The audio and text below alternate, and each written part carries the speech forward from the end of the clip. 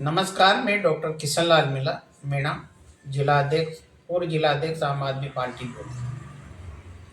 आज देश ऐसे हालातों से गुजर रहा है जिसके लिए कहा नहीं जा सकता। आज रशिया, रूस जो हमारा परंपरागत मित्र था, उससे हमारा देश क्रूड ऑयल खरीदा करता था। बड़े सस्ते दामों में क्रूड ऑयल वो देश हमारे को देता था, जिससे हमारे देश की अर्थव्यवस्था पर कोई बुरा असर नहीं पड़ता था। आज देश की जो नीतियां हैं वो बिल्कुल विपरीत हो चुकी है। ट्रंप अमेरिका का जो राष्ट्रपति है, वह उसको बोलने का अंदाज़ा नहीं है भारत के प्रति, और हमारी मित्रता उस ओर बढ़ रही है, जो एक हमारे देश के लिए बहुत खतरनाक है। जो अभी ट्रेड डील जो की है, वह हमारे देश के साथ एक छलावा है। यहाँ के किसानों की हत्या करने जैसा है। यहाँ के किसान जो अनाज पैदा कर रहा है, उसका सही रेट नहीं मिल पाएगा, क्योंकि अमेरिका तो हमारे से कोई खाद्य पदार्थ खरीदता नहीं, और वहाँ के खाद्य पदार्थों को ला करके यहाँ बेचा जाएगा, तो हमारे किसानों में कितनी बड़ी मार पड़ेगी, इसके लिए कहा नहीं जा सकता। ये इसके दूरगामी परिणाम होंगे।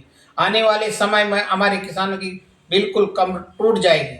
हमारा देश बिल्कुल ये एक तरह से ये मान के चलो कि गिरवे रख दिया अमेरिका ने।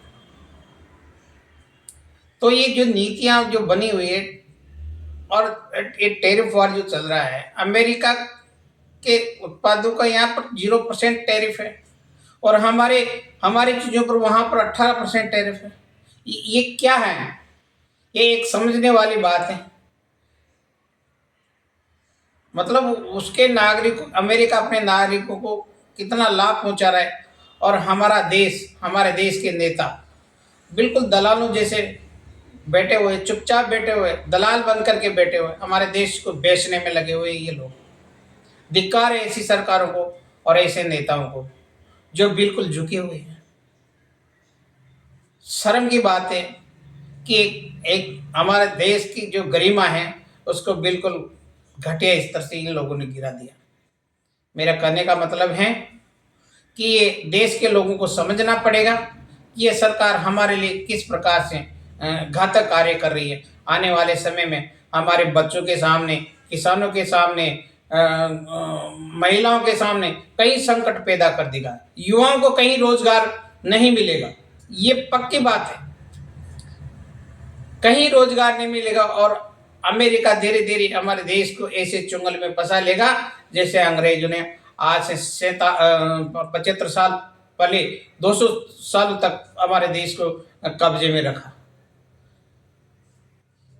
मैं देश के सभी बुद्धिजीवियों से निवेदन है कि आप थोड़ा गौर करें और ऐसी सरकारों को सत्ता से हटाए जो देश के लिए खतरा बनी हुई। जय हिंद, जय भारत।